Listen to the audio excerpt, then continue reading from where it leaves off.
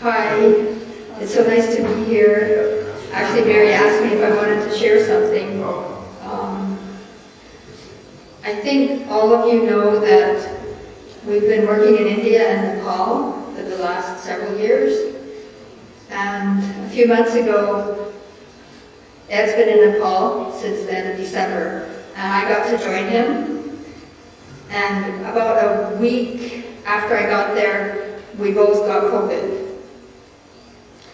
And I'm just going to share, I think most of you have read our newsletter and know the whole story. And I don't have time to tell you the whole story, so I'll just tell you one night, okay?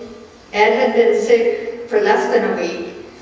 Well, he'd been in the hospital for less than a week. They let us home. They thought he was recovering nicely. They sent us home. This was in Nepal still. Yeah, this was in Nepal. Adventist Hospital, Cheryl Memorial Adventist Hospital. So he was in the Adventist hospital there. They sent us home for one night. And during that night, it just wasn't working. And they came early in the morning and took him back to the hospital.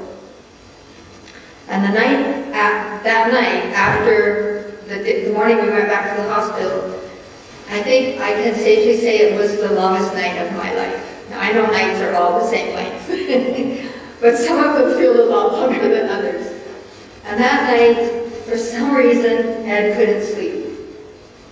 We know now that it was something related to COVID, but he couldn't sleep, and he was restless, and he's been on oxygen. He was on oxygen for a month more. And I don't know if it was because he wasn't getting enough oxygen or what, but he was so restless. And I was trying to help him relax. And so we had separate beds. We were both in the hospital. They let me go and stay with him. That's what they do over there. You take care of your family in the hospital. And I was sitting beside him, massaging his legs and his back and his arms, trying to help him relax to sleep. And this went from 10:30 at night until about 4:30 in the morning. So it was all night. And I would be sitting there crying because I didn't know what was wrong with him. And then I would get up and I would walk back and forth and I would pray and I'd say, God, why aren't you hearing me? Why can't he sleep? What is going on? What's happening here? He needs to sleep so bad. And then I would try to remember promises, and I was angry at God because he wasn't answering my prayer and I couldn't remember any promises. And finally I said, God, you have to help me remember some promises because this isn't working. And so he was gracious and he helped me start remembering promises. And so I sat beside Ed again and I was massaging his legs and I was saying out loud promises and he was saying them with me, And finally about 4:30 in the morning, we couldn't take it any longer, so I just called the doctor. And I don't like bothering doctors in the middle of the night.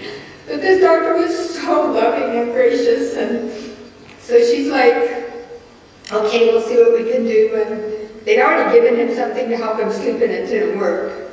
And so she figured something else out and she sent something else over. And about half an hour after he took that pill, he went to sleep. And it was so wonderful, to sleep for a couple hours when you haven't been able to sleep. God gives us sleep for a reason, It's because we need to be refreshed. And I'm so thankful that during that time, during that long night, that God gave me peace. And I knew that whatever happened, we were in his hands. And he was going to work out his will. And I didn't know what his will was, but I knew he would work it out. All I want to say, if I can, is this story is not about us, it's about God.